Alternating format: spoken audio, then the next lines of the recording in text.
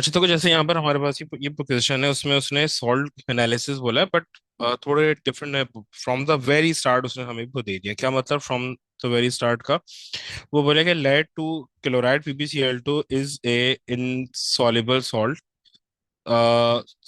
Solid lead two chloride can be made by reacting aqueous sodium chloride with the aqueous lead two nitrate. अच्छा, मैं lead two chloride बनाना है ना, तो ये insoluble salt बनाना है, तो ये प्रिसिपिटेशन मेथड से होता है ना, ठीक है।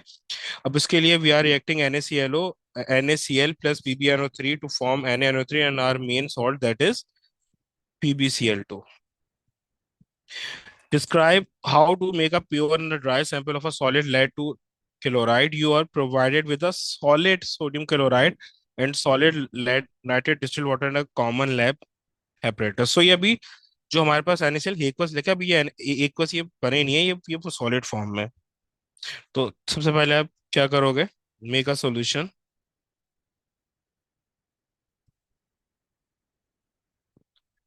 of both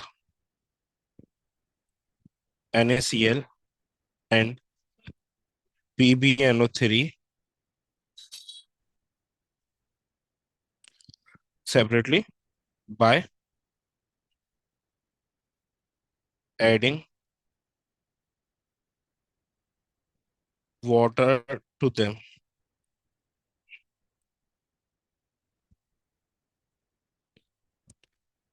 and dissolve it dissolve them completely. See? अब then add the two reactants together, ठीक है, in a beaker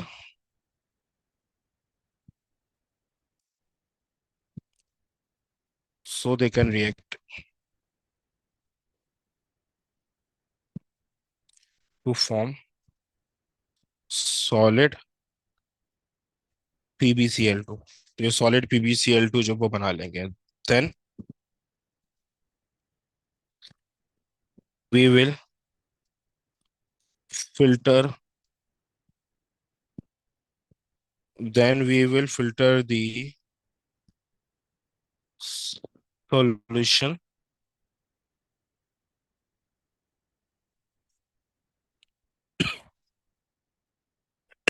then we will filter the solution containing solid PbCl2 to separate it।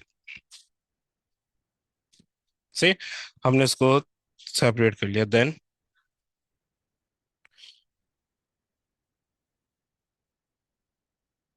wash it with distilled water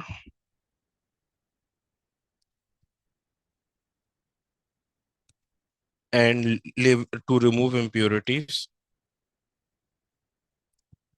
and leave it to dry on a filter paper.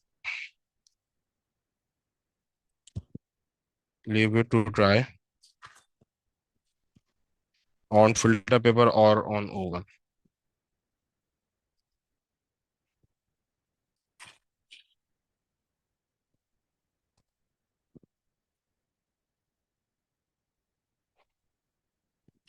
वो बोल रहे हैं कि भाई fermentation is a process in which the yeast is used to convert the glucose to ethanol and the carbon dioxide. Fermentation takes place at a temperature between the 25 degrees Celsius to 35 degrees Celsius. The equation is given.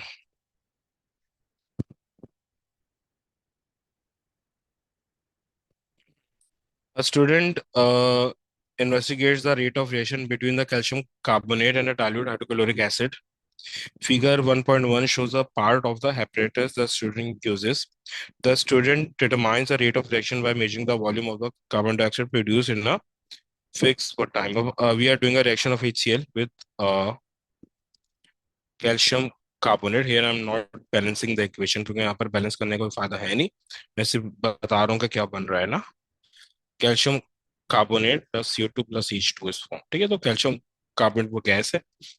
ठीक है, अब यहाँ पर वो बोला है कि हमारे पास हेपरेटिस है, यहाँ पर HCl है, HCl में हम कैल्शियम, HCl है ये कॉनिकल फ्लास्क में।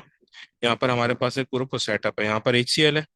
ठीक है, ये कॉनिकल फ्लास्क है, इसमें HCl डाला है, फिर इसमें कैल्शियम कार्बन ऐड कर दिया, ऊपर बंच लगाया और एक डिलीवरी ट्यूब जो ये पे लगा दी। ये डिलीवरी ट्यूब यहाँ पे मेजरिंग सिलेंडर से जो है वो कनेक्ट हो। ठीक है, यहाँ पर ये हमने वो बनाना होगा, और यहाँ पर मेजरिंग सिलेंडर में CO2 जो है वो जाएगी, वो कलेक्ट होगी और हमें पता चलता रहेगा। Name the apparatus X. X हमारे पास क्या है? X is basically a conical flask.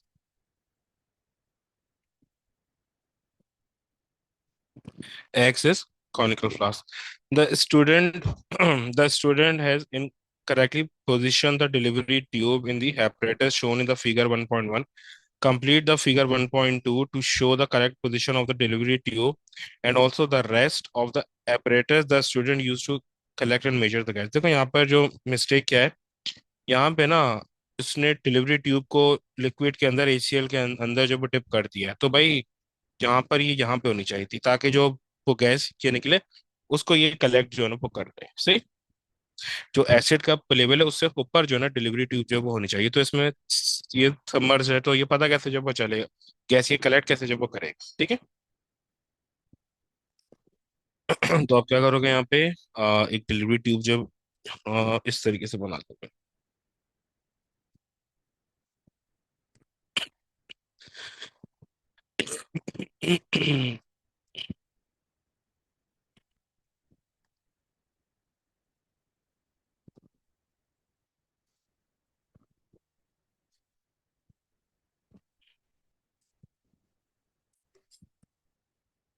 हाँ, और यहाँ पर इस तरीके से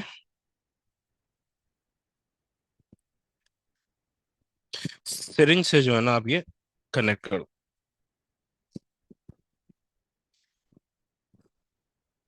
यहाँ पर इसको सिरिंज से कर दिया कनेक्ट, और यहाँ पे सिरिंज बना दो। ठीक है, इसकी ये ग्रेजुएशन लिख दो। ठीक है, और ट्यूब को थोड़ा ये ऊपर तक को कर दो ना। या से अब यहाँ पर ये लिख दो गैस सिरिंज ना।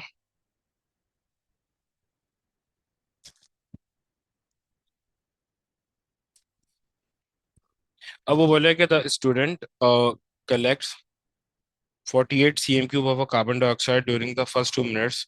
Calculate the mean rate of reaction in cm cube per second during the first 2 minutes। भाई 48 cm क्यूब ये वॉल्यूम ये कलेक्ट हो रहा है ना, 48 cm क्यूब, और ये कलेक्ट हो रहा है for the first 2 minute.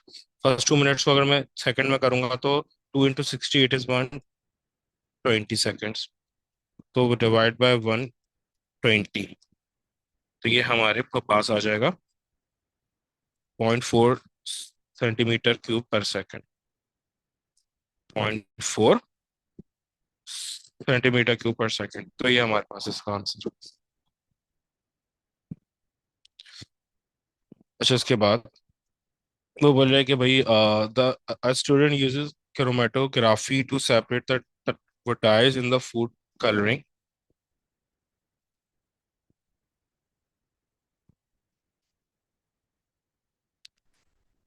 The figure of 1.1 shows the apparatus the student uses। अभी apparatus हमारे पास है ना।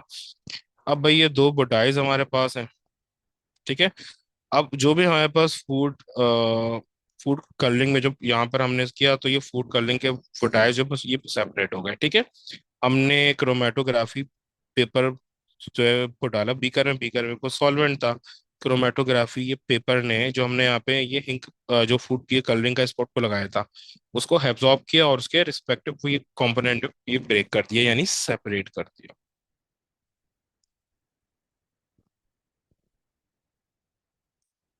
वो बोला नेम द हैबिटेटस एक्स। ये बीकर अभी बताया ना, it is beaker. Then why it is important to have a lid on the eggs? नहीं तो मेरा जो सॉल्वेंट है वो एवापोरेट हो जाएगा ना। to prevent the evaporation of solvent from the beaker.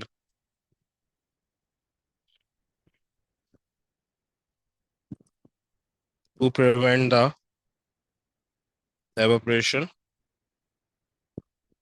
of solvent from the beaker. फिर देन वो बोले कि state why the starting line is above the level of the solvent and drawn in pencil. भाई above तो इसलिए है ताकि जो हमारा जो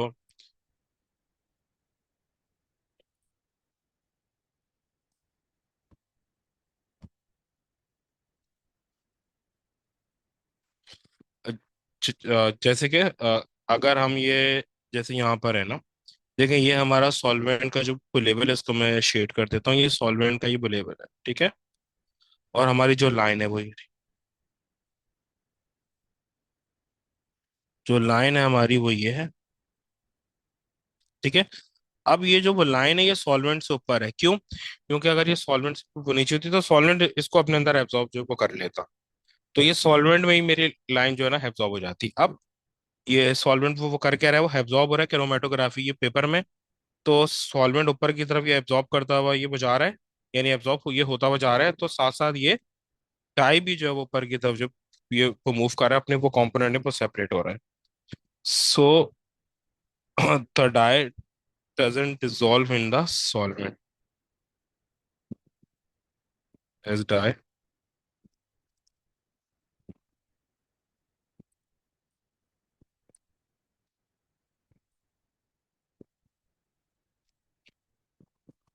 doesn't dissolve in the solvent.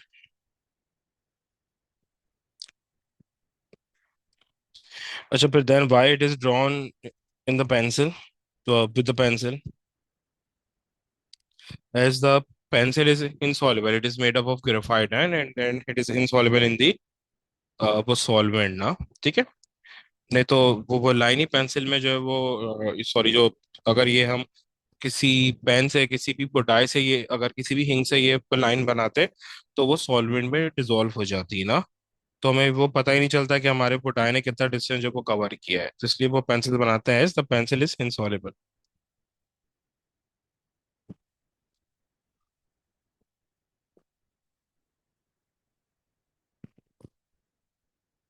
फिर देन वो बोल रहा है कि the higher value of one of the dyes in the food colouring is 0.60. In the separation this dye travels 5.7 cm. Calculate the distance traveled by the solvent during the separation. अब देखो हमारे पास क्या है, we have the formula for the RF value is distance covered by the solute divided by distance covered by the solvent. तो अब हमें यहाँ पर distance cover by the solvent को निकालना है. तो इसको हम ड्राइव कर लेंगे, solvent is equals to solute divided by RF.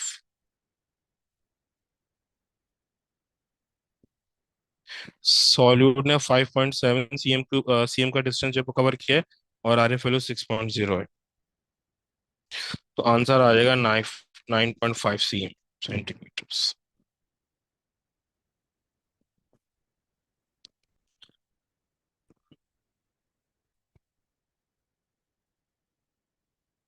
अब देखें वो बोला है कि a teacher uses the apparatus shown in the figure 1.1 to pass an electrical current through the molten mercury to bromide at a temperature of 300 degree Celsius, ठीक है. अब जो यहाँ पर मोल्टन मरकरी ब्रोमाइड है ना, तो उसमें हमारे पास क्या होगा, Ag2 plus gaining two electron to become Ag, ये जाएगा कैथोड पे. और एनोड पे क्या होगा, जो Br माइनस है ना, 2 Br minus losing 2 electron to become Br2 gas. जो Br2 गैस आएगी वो यहाँ पे जो है ना वो कलेक्ट होगी, सही. जो Br2 गैस आएगी यहाँ पर, ये Br2 गैस की कलेक्शन के लिए रखा हुआ है, ठीक है. और जो कैथोड है उस पे जो है ना मेरा Ag चले जाएगा. देन उसके बाद वो बोल रहा है कि भाई process during the process shown in the figure 1.1, The molten mercury to bromide breaks down in the forms of bromine and the mercury. Table 1.1 shows some information about the mercury, bromide, bromine, and the mercury. ना बोला कि draw an arrow on the figure 1.1 to show where the apparatus should be heated. जाहिर सी बात है apparatus heat का होगा. जो test tube है वहां पे ये हीट होगा ना. यहाँ पे हाई से यहाँ पे तो आइस रखी इसलिए ताकि इसको ये कंडेंस जो वो कर सके ये ब्रोमीन को. तो हीट ये वो कहाँ पर होगी, हीट होगा यहाँ पे. यहाँ पे हीट सही. टेस्ट ट्यूब पे ये हीट होगा ना ताकि रिएक्शन हमारा जल्दी जो है ना वो हो सके. अक्सर हम जो है ना इसको हीट करते हैं ताकि रिएक्शन हमारा वो जल्दी वो हो सके और ये सॉलिडिफाई ना हो. मरकरी ये ब्रोमाइड सॉलिडिफाई ना हो. Name the piece of apparatus label A. तो ये ए हमारे पास क्या है, ये टेस्ट ट्यूब है यानी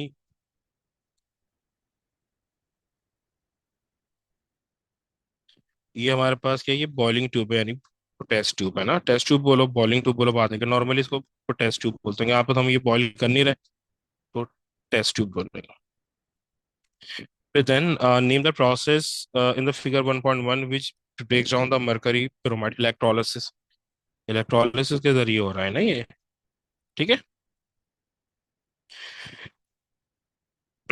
The electrodes are used in the process in the figure 1.1 are made up of platinum. Give the two reason why the platinum is a suitable material for the two electrode as it is inert and it can conduct electricity. Conduct electricity. ठीक है. और दूसरा ये inert है. और सही. ठीक. अच्छा बल्कि ये नीचे लिखना है ना, सॉरी. इसको लिखा होता है doesn't react, मैंने इनर्ट लिख दिया. On the figure 1.1 draw the X to show where the mercury will collected.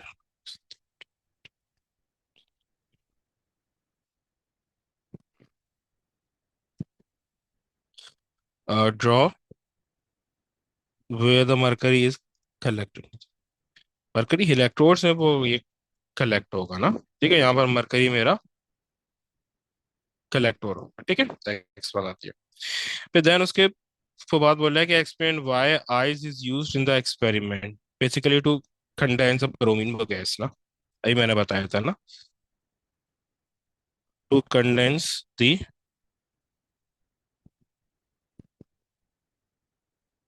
Bromine gas.